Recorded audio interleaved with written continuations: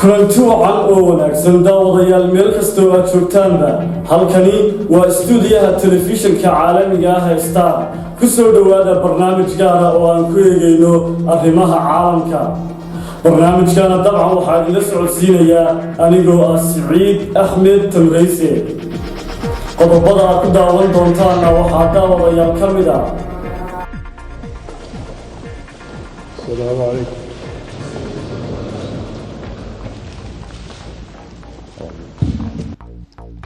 بسم الله الرحمن الرحيم. haytan binu taariq al-saciid oo ay ilmaadeer ahaayeen boqorkii dalka Cumaan ayaa loo dhaariyay inuu bedelo Sultaan Qaboos binu al-Saciid. haytan binu taariq ayaa horay u ahaa wasiirka hidaha iyo dhaqanka waxaana xilka loo dhaariyay kadib markii ay kulan yeesheen qoyska boqortooyada dalkaas Cumaan.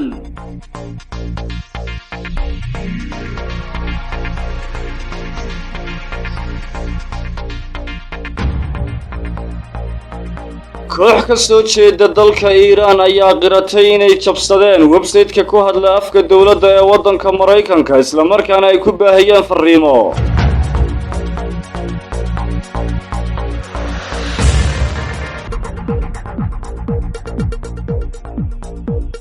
حتما پاسخ نظامی خواهد بود. la taliyaha arrimaha militariga ee hogaamiyaha waddanka Iiraan Ayatollah Khamenei ayaa waraysi gaar ah oo siiyay telefishinka CNN ee dalka Mareykanka waxa uu kaga hadlay tallaabada xigta ee laga fili karo waddankaasi Iiraan.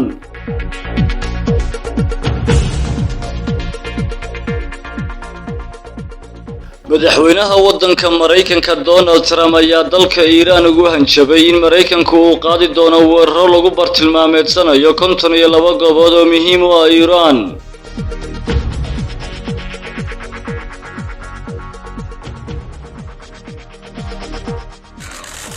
madaxweynaha waddanka Mareykanka Donald Trump ayaa sheegay in waddanka Mareykanku uu dilay hogaamiyihii sare ee militariga ee dalka Iiraan Qaasim Suleymani si uu joojiyo dagaalka ee san Mareykanku uusan doonayn inuu bilaabo dagaal.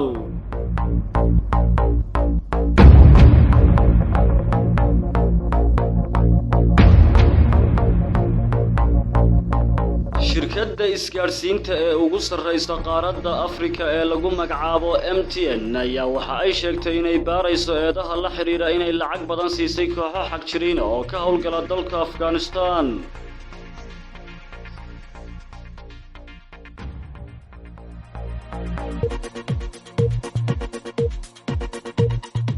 hogaamiyaha Kuuriyada Waqooyi Kim Jong Un ayaa ku baaqay tallaabooyin wax ku ool ah oo la isku difaacayo si loo xaqiijiyo buu yidhi madax bannaanida iyo amniga dalkiisa sida lagu sheegay warbaahinta dawladda.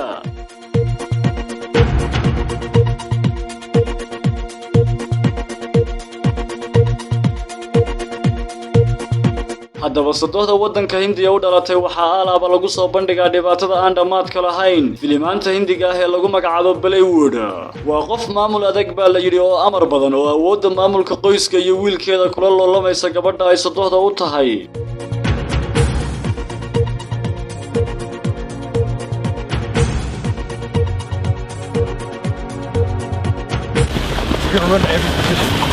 ciidamada waddanka Mareykanka ee ku sugan saldhig ku yaala Kuuriyada Koonfureed ayaa maqlay siidhiga degdega ah ee dagaalka kaasi oo sababay cabsi ah in Kuuriyada Waqooyi ay weerar soo qaaday.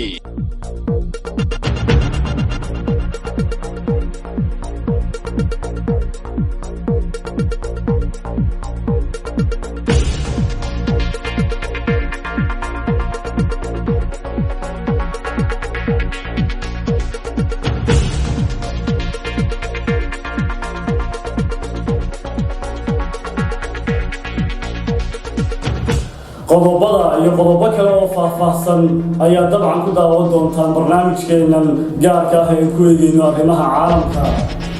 bal marka hore daawadayaal idin soo qabta qodobka ugu horeeya barnaamijka. Assalamu alaykum.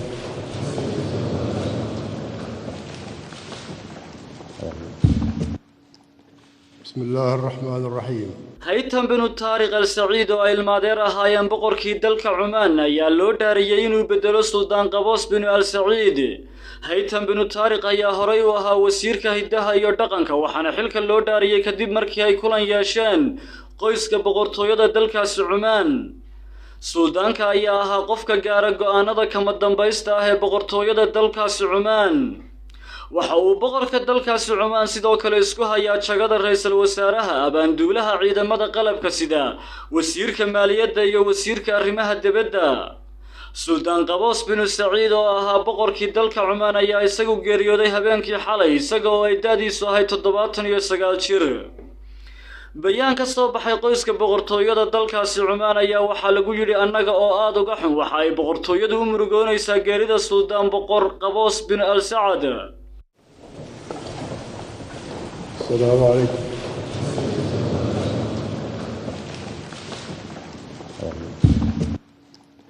بسم الله الرحمن الرحيم أقسم بالله العظيم أن أحترم النظام الأساسي للدولة والقوانين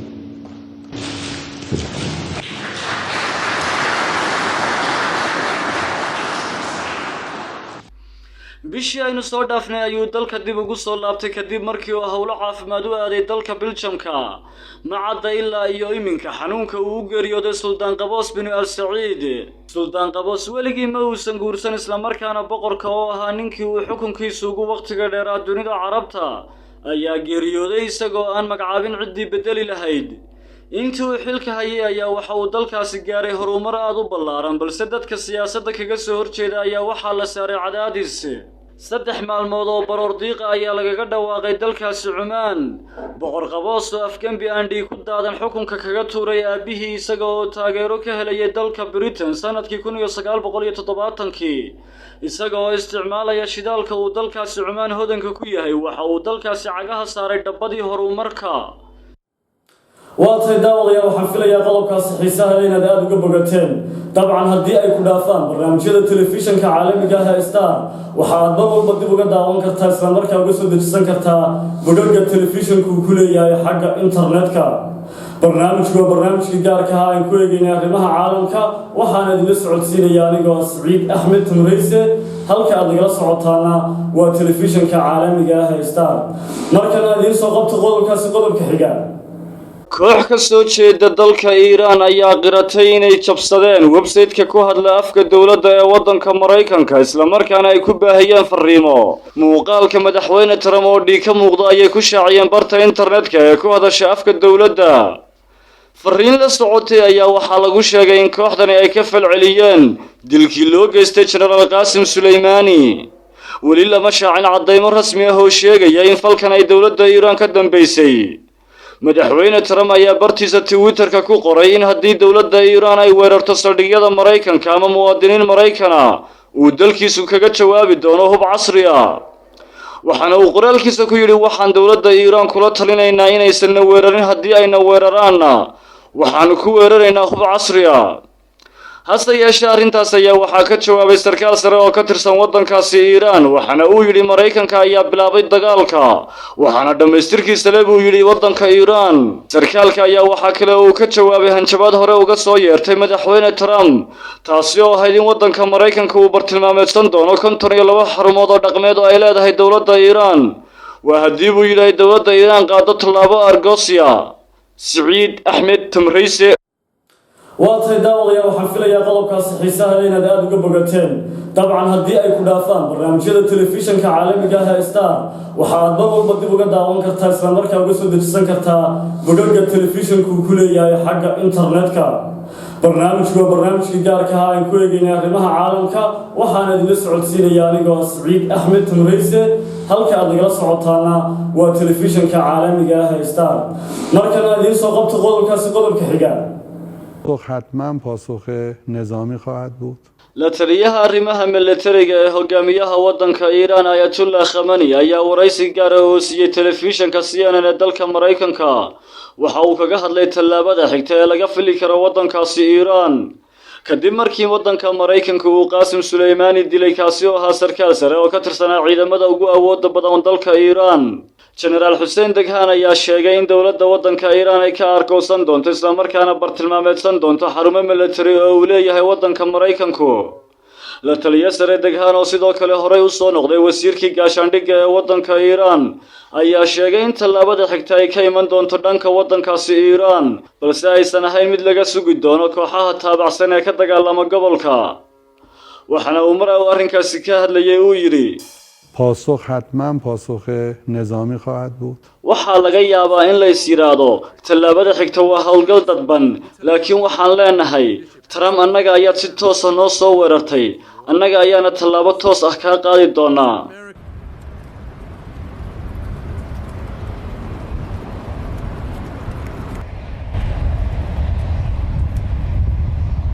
dowladda waddanka Mareykanka ayaa waxaa bariga ka jooga ciidamo aad u tiro badan kuwaasi oo kala jooga dalalka Ciraaq, Sacuudiga, Urdun, Kuwait, Qatar, Imaaraadka iyo waddanka Turkiga. waxaana dalka Ciraaq oo kaliya ka jooga ciidan gaaraya 5,000 oo askari. madaxweyne Trump ayaa bartiisa Twitter-ka ku qoray in haddii waddanka Iran ay weerarto saldhigyada Mareykanka ama muwaadiniin Mareykan uu dalkiisa ugu jawaabi doono hubka casriga ah ee uu haysto. waxaana uu yiri waxaan dalka Iran kula talinaynaa inaysan weerarin haddii ayna weeraraan annagu ayaa weeraraynaa. hase yeeshee arrintaasi ayaa waxaa ka jawaabay Daghan oo sheegay in waddanka Mareykanku uu bilaabay dagaalka isla markaana dhamaystirkiisa ay leedahay dowladda waddanka Iran. Daghan ayaa waxaa kale oo ka jawaabay hanjabaad ka soo yeertay madaxweyne Trump taasi oo ahayd in waddankaasi Mareykanku uu bartilmaameedsan doono 52 xarumood dhaqameed oo ay leedahay waddankaasi Iran haddii ay Iran qaado buu yiri tallaabo argosya. waxa uu yiri haddii ay 52 bartilmaameedsadaan 300 oo aan gaari karno ayaan anaguna bartilmaameedsan doonaa ma jiri doonto saldhig military oo waddankaasi Mareykanku uu leeyahay oo nabad ahaan doona ma jiri doonto askar Mareykan oo naga badbaadi doonta sidoo kale ma jiri doono markab dagaal oo Mareykanku leeyahay oo nabad noqon doona. waxa uu intaasi raaciyay dhammaan shacabka waddanka Iran waa Qaasim Suleymani qofka hadda isaga lagu bedelina waxa uu ka hoos shaqaynayay in ka badan 20 sano waxaana uu aaminsan yahay qaacdadii iyo xeeladii uu lahaa Qaasim. dhanka kale madaxweyne Trump ayaa ku hanjabay in cunaqabatayn aad u ballaaran uu ku soo rogi doono dowladda waddanka Ciraaq haddii ay dhaqan geliso qaraar uu meel mariyay baarlamaanka dalkaasi. madaxweyne Trump ayaa sheegay in saldhigga cirka ee waddanka Mareykanka uu ku leeyahay waddanka Ciraaq ay ku baxday balaayiin dollar. ciidamada Mareykankana aysan ka bixi doonin dalkaasi Ciraaq ilaa iyo inta mas'uuliyiinta dalkaasi ay ka bixinayaan kharashka Mareykanka kaga baxay saldhigga.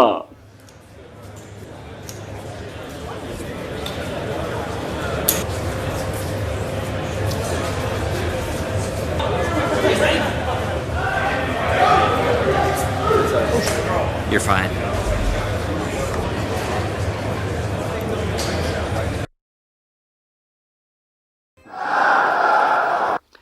baarlamaanka dalka Ciraaq ayaa ansixiyay qorshaha dalkaasi looga saarayo ciidamada ajnabiga ah ee jooga gudaha waddanka Ciraaq. arrintan ayaa lala xiriirinayaa dilkii waddankaasi Mareykanka oo gudaha dalka Ciraaq u geystay General Qaasim Suleymani oo madax ka ahaa cutub ka mid ah ciidamada ugu awoodda badan waddanka Iran. waxaana dilkiisa ay soo horisay xiisadii awalba u dhaxaysay Iran iyo waddankaasi Mareykanka. waa tahay daawadayaal waxaan filayaa qodobkaasi xiisaha inaad aad uga bogateen weli waxaynu ku guda jirnaa barnaamijkeennii gaarka ah ee ku saabsan arrimaha caalamka. daawadayaal markan waxaan idiin soo qabanayaa qodobkaasi qodobka ku xiga.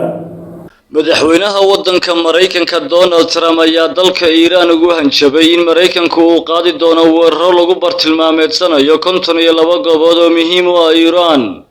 hadalka Trump ayaa daba socda dilkii uu Mareykanku u geystay General Qaasim Suleymani iyadoo dowladda Iran ay wacad ku martay in ninkaasi u argudi doonto. Mr. Trump ayaa bartiisa Twitter-ka soo dhigay fariin uu ku sheegayo in Iran ay si adag uga hadlayso inay bartilmaameedsan doonto goobo gaar oo muhiim u ah Mareykanka. waxa uu sheegay in Mareykanku uu soo ogaaday 52 goobood oo qaarkood ay aad muhiim ugu yihiin dowladda waddanka Iran iyo dhaqanka Iraaniyiintuba.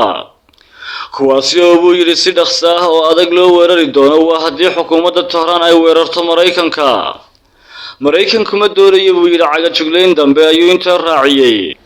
madaxweyne Trump ayaa sidoo kale sheegay in 52daasi goobood ay matali doonaan 52 qof oo reer Mareykan ah oo dowladda Iran muddo sanado u afduubnaa dhammaadkii sanadkii 1979 kadib markii laga soo qabtay safaaradda Mareykanka ee magaalada Tehran. qoraalka uu bartiisa Twitter-ka soo dhigay madaxweyne Trump ayaa sidoo kale ku soo aadaya saacado ka hor gantaaladii lagu bartilmaameedsaday aagga cagaaran ee u dhow safaaradda Mareykanka ee caasimadda Ciraaq ee Baghdad iyo garoonka diyaaraduhu ka haadaan ee magaalada Baghdad oo ay ku yaalaan guryaha xoogagga Mareykanku. inkastoo militariga waddankaasi Ciraaq ay sheegeen inaysan jirin cid waxyeello ka soo gaartay weerarkaasi, haddana ma jirto ilaa haatan cid sheegatay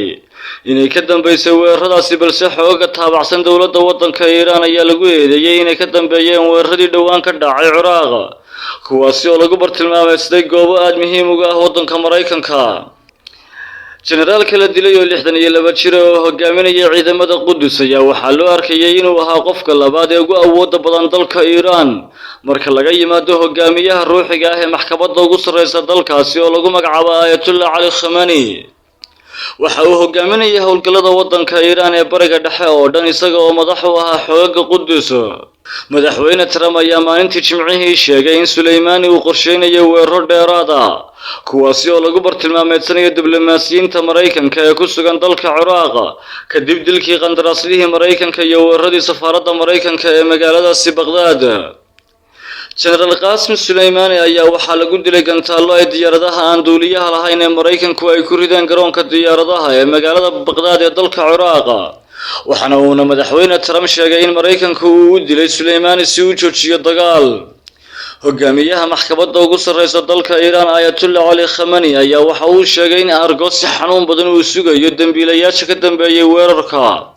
iyadoo dhanka kale wasiirka arrimaha dibadda ee dalka Iiraan Javad Zarif uu weerarkaasi ku tilmaamay ficil argagixiso caalami ah. ciraaqiyiinta ayaa sidoo kale u baroor diiqay geeridii Abu Mahdi al-Muhandis oo ahaa taliyaha ururka Kataib Xisbullah oo ay dowladda Iiraan ay baritaarto. waxaa jirta warar kale oo tibaaxaya in ururkaasi ay ciidamada ammaanka ee dalka Ciraaq ay uga digeen in gebi ahaanba ay ka fogaadaan xarumaha Mareykanka laga bilaabo galabka Axadda. sidaasi waxaa soo wariyay telefishinka lagu magacaabo Al-Mayadin. Mareykanka oo ka jawaab celinaya hanjabaadii dalka Iiraan ee argosiga ayaa waxa uu 3,000 oo ciidan ah u diray bariga dhexe, iyadoo sidoo kalena ay muwaadiniintooda ku booriyeen inay isaga baxaan dalkaasi Ciraaq. waa tahay daawadayaal, waxaan filayaa qodobkaasi xiisaha leh isagana inaad ka bogateen. barnaamijkeeni gaarka aan ku eegaynay arrimaha caalamka, halkaad kala socotaana waa telefishinka caalamiga ah ee Star. markan waxaan idin soo qabanayaa qodob kale oo ka mid ah qodobada ku jira barnaamijka. madaxweynaha waddanka Mareykanka Donald Trump ayaa sheegay in waddanka Mareykanku uu dilay hogaamiyihii sare ee militariga ee dalka Iiraan Qasim Suleymaani si uu u joojiyo dagaalka ee Mareykanku uusan doonayn inuu bilaabo dagaal. waxa uu sheegay Mareykanku inuu dhammaaday waqtigii argagaxa ee Suleymaani kadib markii Jimcihii lagu dilay weerar dhanka cirka kaasi oo ka dhacay garoonka diyaaradaha ee magaalada Baghdad ee dalka Ciraaq. madaxweyne Trump ayaa u qiilday dilka isaga oo sheegay in generaalku uu qorsheynayo weeraro ka dhan ah danaha Mareykanka. Suleymaani ayaa madax ka ahaa howlgalka ciidamada Iiraan ee bariga dhexe oo waxa uu hogaamin jiray ciidamada lagu magacaabo Qudus. dowladda waddanka Iiraan ayaa wacad ku martay inay si adag uga aargoosan doonto kuwii ka dambeeyay geeridiisa. dilka ayaa waxa uu imanayaa xilli ay sare u sii kacday xiisadda u dhaxaysa dalalka Iiraan iyo Mareykanka. saraakiisha waddanka Mareykanka ayaa sheegay in taxadar ahaan ilaa 3,000 oo ciidamo dheeraad ah in loo diri doono bariga dhexe. safiirka waddanka Iiraan u fadhiya qaramada midoobay ayaa sheegay in Tehran ay xaq u leedahay inay isdifaacdo iyadoo adeegsanaysa shuruucda caalamiga. maanta oo Sabti ah waxaa magaalada Baghdad tacsi loogu qaban doonaa General Suleymaani iyadoo meydkiisa loo duulin doono waddankaasi Iiraan si halkaasi loogu aaso.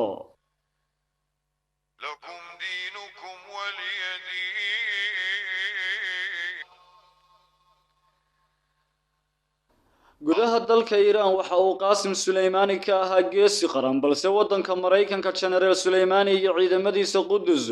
waxay u yaqaaneen argagixiso. safaaradda waddanka Mareykanka ee magaalada Baghdad ayaa weerarka kadib muwaadiniinta Mareykanka ku boorisay inay sida ugu dhaqsiyaha badan uga baxaan dalka Ciraaq. waxaana haatan wararka soo baxaya ay sheegayaan in qaar ka mid ah muwaadiniinta Mareykanka ay durtaba horey ka bilaabeen inay isaga baxaan dalkaasi iyaga oo oofinaya baaqa safaaradooda.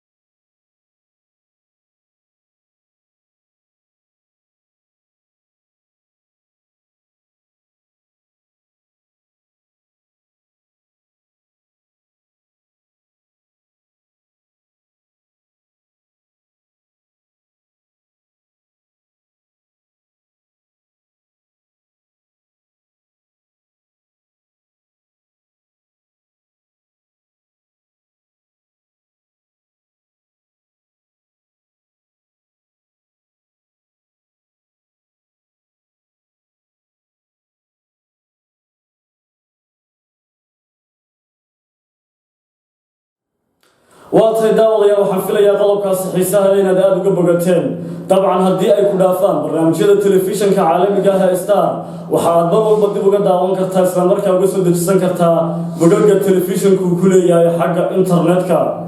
barnaamijku waa barnaamijkii gaarka ah aan ku eegaynay arrimaha caalamka waxaana idinla socodsiinaya anigoo Saciid Axmed Tamrayse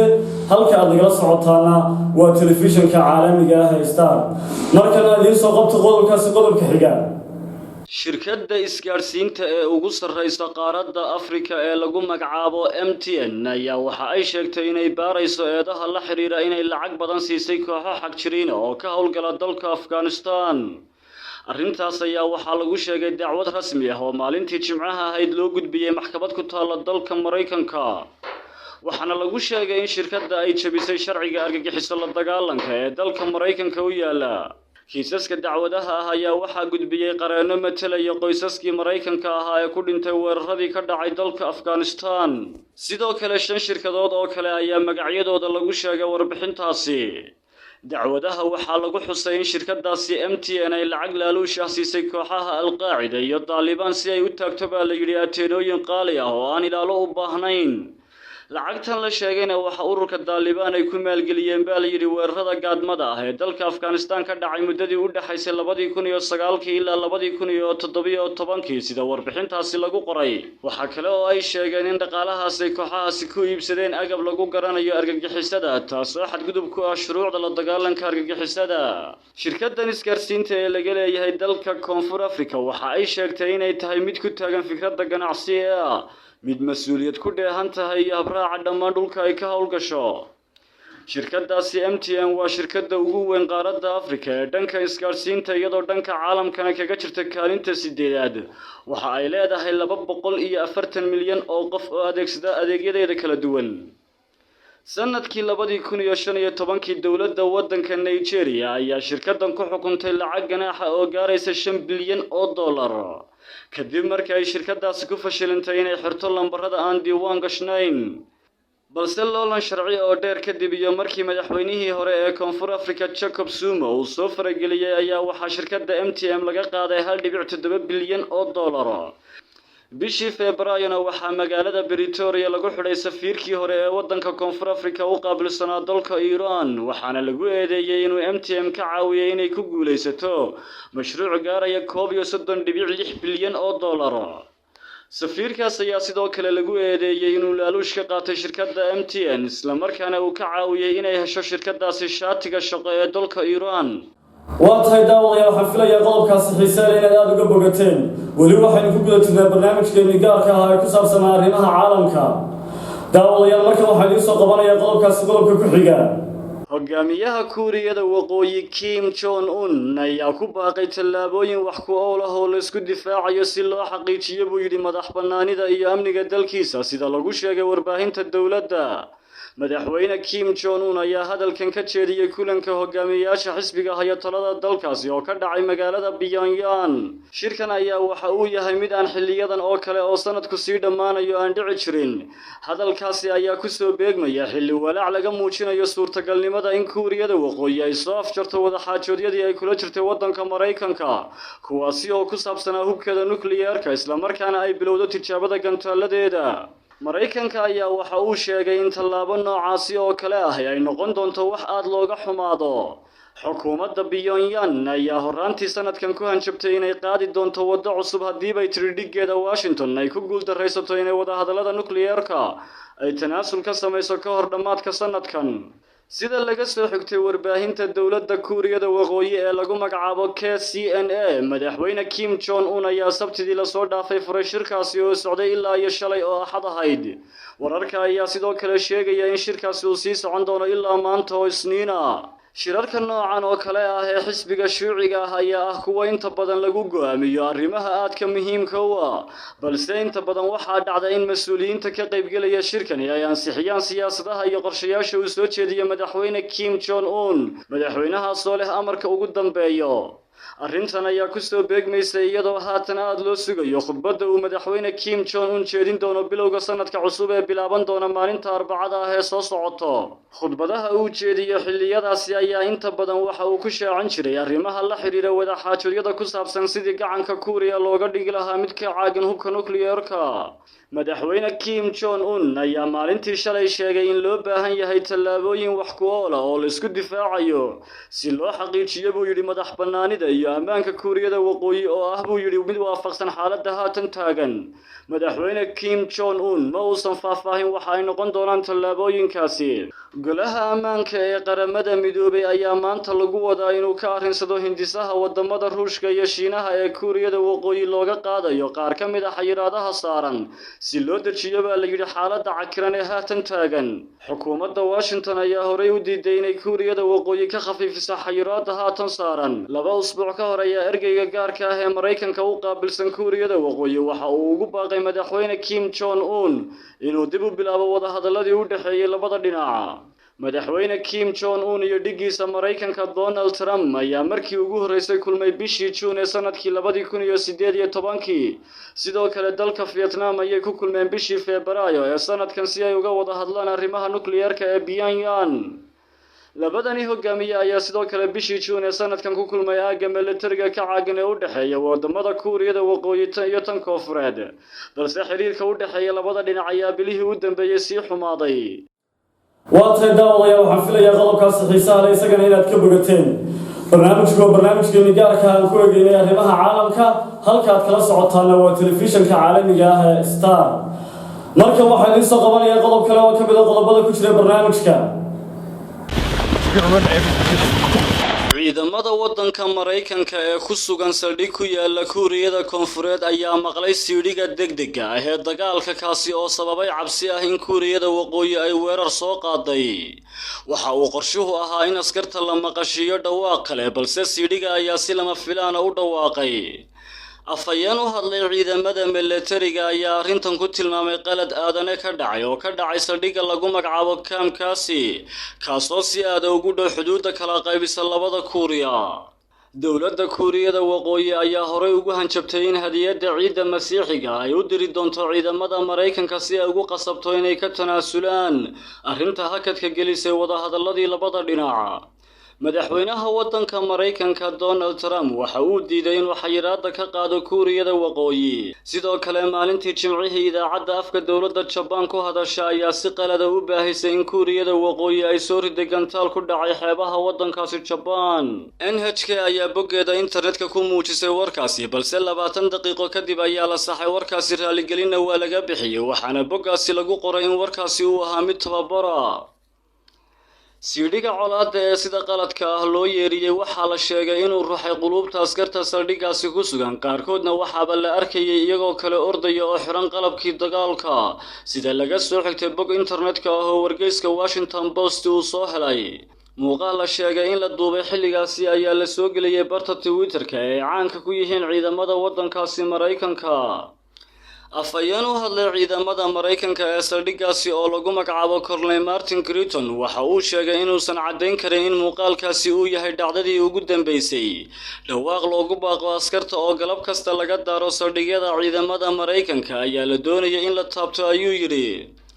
askarta ayaa si degdeg ah loogu wargeliyay in qalad uu u dhawaaqay siidhigu. waxaa sidaas yiri Colonel Creighton. saldhiggan ciidan ee istiraatiijiga ahi waxa uu ku yaalaa meel u dhow magaalada lagu magacaabo Donjon ee Kuuriyada Koonfureed, waana goobta laga ilaaliyo caasimadda dalka ee Seoul, waxaana uu saldhigu yahay kumanaan askarta Ameerikaanka. horaantii bishan December ku-xigeenka wasiirka arrimaha dibadda ee Kuuriyada Waqooyi ninka lagu magacaabo Ri Tyson waxa uu muujiyay in dalkiisu uu soo celinayo tijaabada madaafiicda ridada dheer haddii Washington baa la yidhi ay diido inay wax ka beddesho kaalinteeda wada hadallada. waa arrin u taala dowladda waddanka Mareykanka nooca hadiyadda ee uu doonayo xilliga ciidda Masiixiyadda, ayuu sheegay. wakiilka gaarka ah ee dowladda waddanka Mareykanka u qaabilsan Kuuriyadaasi Waqooyi Stephen Biegun waxa uu meesha ka saaray waqtigaas ay Pyongyang u qabatay, waxaana uu tilmaamay in Washington ay diyaar u tahay in wada hadalladu ay dib u bilowdaan. dowladda Kuuriyada Waqooyi waxa ay samaysay tijaabada dhanka dayax-gacmeedyada si ay sare ugu qaado awoodeeda nukliyeerka sida warbaahinta dalkaasi ay qortay bishii la soo dhaafay dowladda Japan waxa ay dhaleecaysay Pyongyang oo si joogto ah u tijaabisay madaafiicda caaga xilligaas oo laba xabo ay hawada u dirtay si kastaba ha ahaatee dowladda Kuuriyada Waqooyi ee horkacayo Kim Jong Un waxa ay sheegtay inay tijaabisay madaafiic waaweyn oo dhowr madax oo sun ah qaadi kara waxaana ay ku hanjabtay in Japan ay suurtagal tahay inay aragto madfac dhab ah mustaqbalka dhow dhanka kale madaxweynaha waddanka Mareykanka Donald Trump waxa uu sheegay inuu weli rajaynayo in heshiis uu la galo Kuuriyada Waqooyi madaxweyne Trump waxa uu sameeyay hab diblomaasiyadeed oo Kuuriyada Waqooyi xudun uga dhigaya siyaasaddiisa arrimaha dibadda ee sanadkii 2018 balse in la isu tanaasulo ayaa fashilantay inkastoo labadii kulan ee Trump iyo Kim Jong Un ay xoogaa wadada u xaadheen Kuuriyada Waqooyi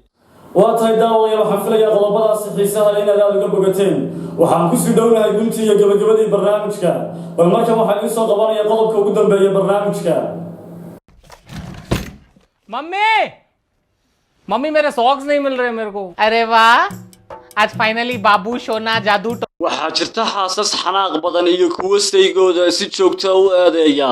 iyadoo waxaasoo dhan ay jiraan haddana ma jirto cid ka adkaan karta khiyaanada iyo awoodda sodohda majaajilo uu sameeyey qoraaga Britishka ah ee lagu magacaabo Chesterton waxa uu sodohda ugu xun ku tilmaamay cirfiid isagoo sidoo kale sodohda ugu fiican ku sheegay inay dhibaato tahay waxaa loo arkaa xukun doon inay yihiin sodohyada waddanka Hindiya oo sidoo kale laga sameeyay shactiro iyo kaftan naxariis darro dumarka ugu badan ee dalkaasi kadib marka la guursado waxaa la geeyaa guriga qoyska ninka xiriirka ay sodohda la yeelanayso waa mid aad muhiim u ah sidoo kale khibradeeda nolosha waxa ay marmarka qaarkood noqonaysaa mid sumcad xumo ku ah sodohda haddaba sodohda waddanka Hindiya u dhalatay waxaa alaaba lagu soo bandhigaa dhibaatada aan dhamaadka lahayn filimaanta Hindiga ah ee lagu magacaabo Bollywood waa qof maamul adag baa la yiri oo amar badan oo awoodda maamulka qoyska iyo wiilkeeda kula loolamaysa gabadha ay sodohda u tahay markasta waa musalsalada ugu dheer ee waddanka Hindiya marka sodohda laga hadlayo haddaba sodohyada waddanka Hindiya waxaa lagu sameynayaa cilmi baaris aad u culus taasoo ay suurtagal tahay in markii ugu horeysay ay tahay ee dabeecadooda iyo dhaqankooda la baaro sanadkii 2018 cilmi baarayaal ka socday jaamacadaha Boston iyo Delhi waxa ay wareysteen 671 dumar ah kuwaasi oo lagu guursaday da'da 18 ilaa 30 sano waxaana ay ka soo kala jeedeen 28 tuulo oo ka tirsan degmada Jaipur ee gobolka Uttar Pradesh waa deegaan ay dadkiisu aad ugu dhigan yihiin dhaqanka tirada dadka halkaas ku noolna waxay u dhigantaa bulshada dalka Brazil oo dhan da'da celcelis ahaan dumarka waa 26 sayiduna waxa weeyaan 33 kuwa ugu badan waa Hindu cilmi baarayaashu waxa ay dumarka weydiiyeen noloshooda iyo xiriirka ay bulshada la leeyihiin sida qaraabada iyo asxaabta ay guriga kula nool yihiin cilmi baarayaashu waxa ay dumarka sidoo kale weydiiyeen noloshooda iyo xiriirka ay bulshada la leeyihiin sida qaraabada iyo asxaabta aan guriga kula noolayn waxa sidoo kale la weydiiyay kaalinta ay sodohdu ku leedahay inay dad kale la saaxiibaan waxa aan meesha ka maqnayn weydiinta la weydiiyay madax banaanidooda iyo in xarumaha caafimaadka ay aadi karaan waxa ay cilmi baarayaashu ogaadeen in dumarka la nool sodohyadooda ay haystaan xorriyad aad u xadidan iyo inaysan awoodi karin inay dad kale bartaan ku dhawaad 36% dumarkaasi waxaa la ogaaday inay saaxiibo ama qaraabo dhow aysan ku lahayn degmada oo dhan marka laga reebo sodohda sayga inta badan dumarka Jaipur waxa ay la hadli karaan laba qof marka ay xaaladaha muhiimka ah ay ka sheekaysanayaan baaritaanka ayaa waxa lagu sameeyay laba koox oo dumar ah kuwaas oo la nool sodohyadooda iyo kuwa aan la noolayn waxaana la isbarbar dhigay tirada saaxiibo ama qaraabo dhow ay halkaas ku leeyihiin waxa ay cilmi baarayaashu ogaadeen in haweeneyda la nool sodohdeeda ay ka asxaab yar tahay 18% kuwa kale sodohdu waxa ay xakamaysaa xiriirka bulshada ee gabadhu ay la leedahay iyadoo aan u ogolaan kaligeed inay meel booqato marmarka qaar sodohda waxa ay doonaysaa caruur aad u fara badan gaar ahaan wiilal badan taasoo gabdhaha aysan rabin xilliyada qaar 48% dumarkaasi waxa ay sheegeen in sodohdoodu aysan ogolaan yaraynta dhalmada haddii ninku uu meel kale ka shaqeeyo sodohdu waxa ay aad u ilaalisaa dhaqdhaqaaqa iyo socodka gabadha inta badan gabdhaha yaryar ee la qabo ee ku nool tuulooyinka waddanka Hindiya dad yar ayay kala hadlaan arrimaha gaarka u ah si kastaba ha ahaatee cilmi baarayaashu waxay isku raaceen in la noolaanshaha sodohda uu caqabad weyn ku yahay madax bannaanida haweeneyda la yaabna ma laha in cilmi baarayaasha ay warbixintooda ugu magac dareen habaaridda Mumichi oo sodoh macnaheedu yahay taasoo ah hadal maldahan oo wargeyska dhaqaalaha lagu qoray 2013 kaasoo looga hadlayay warbixin ku saabsaneyd sodohda u dhalatay Hindiya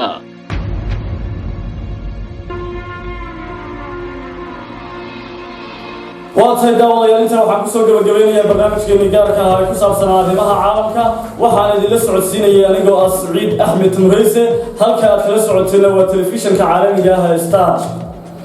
inta aynu isugu iman doono barnaamij lamida barnaamijkan waxaan kaga tegayaa sidaa iyo salaamu calaykum wa raxmatullaahi wa barakaatuh